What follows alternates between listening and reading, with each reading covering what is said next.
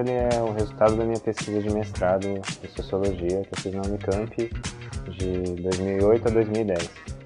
E a ideia do livro surgiu como uma curiosidade a respeito do que era o chavismo, que era um tema que começava a ganhar espaço maior, principalmente depois que o Chaves falou em socialismo do século XXI.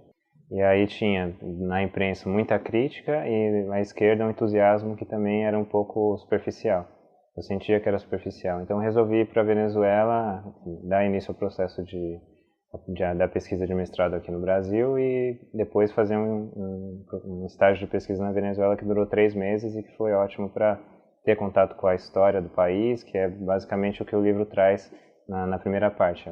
Bom, o processo chavista ele é muito contraditório. Então, se você se restringir ao entusiasmo da esquerda e às críticas da direita, você não consegue entender o processo. E ir para lá foi muito importante para perceber isso, porque lá também a sociedade é muito polarizada entre chavistas e antichavistas. Os chavistas não gostam dos antichavistas, os antichavistas não gostam dos chavistas, e eu era criticado pelos dois lados. Então aí você já percebe o quanto que o processo é contraditório e difícil de ser compreendido, né? E o que existe, na verdade, não é um socialismo do século XXI, como ele dizia, isso é uma definição muito mais discursiva, que esbarra em vários problemas estruturais, econômicos, e também não é um simples populismo como uma boa parte da crítica de direita tenta resumir. Assim. O chavismo transformou muitas questões importantes da Venezuela. Olhando de perto, você percebe que ele não alcançou, talvez, o que ele prometia no discurso. Mas então ele está ali no meio caminho, e esse meio caminho é o que é difícil de perceber se você fica nos polos ali do chavismo e do antichavismo, que saindo da Venezuela também existe esse polo esquerda-direita, entusiasmo e muita crítica. Acho que, no geral, para a América Latina ele teve um peso importantíssimo, porque a eleição dele, ele foi eleito em 98, assumiu em 99, foi o primeiro governo que se pode chamar de esquerda na América Latina, chamar num sentido muito amplo. Depois vieram Lula, vieram Evo Morales, os Kirchner na Argentina, então ele inaugura um processo que a gente pode entender como uma crise da hegemonia neoliberal na América Latina. São governos, todos esses, que de alguma forma faziam crítica ao modelo neoliberal. Algumas mais profundas, outras menos, alguns fizeram mudanças mais profundas também quando chegaram ao governo, outros não fizeram tantas.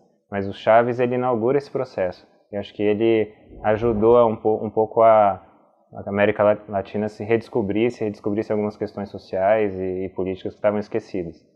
E do ponto de vista do país, principalmente do ponto de vista econômico, as transformações são muito menores. Assim, as transformações, a promessa, por exemplo, de evoluir na questão econômica e deixar um pouco a dependência da renda petroleira na Venezuela não foi superada.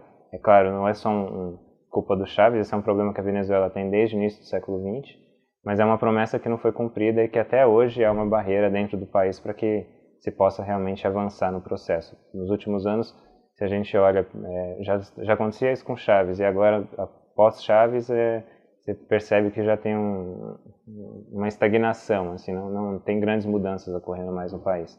E esse esfriamento é o maior problema assim, do processo.